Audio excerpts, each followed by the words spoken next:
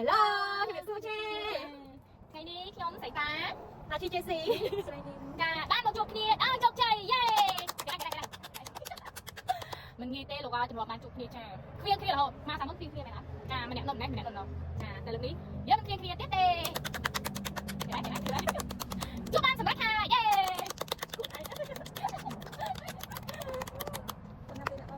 ចាអ្នកគ្នានេះគឺជាអ្នកអាមេរិកណាចា Welcome to Cambodia Miss Onim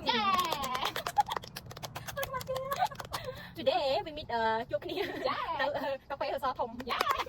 តែខ្ញុំមិនបានផឹកកាហ្វេទេខ្ញុំតែហូបឆ្មាចាខ្ញុំតែគេអត់ច្រឡំខ្ញុំមកឆាចា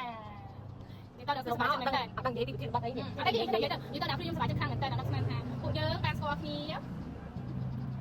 ហើយក៏យើងបានរកអាគ្នាហើយទៅជាគេ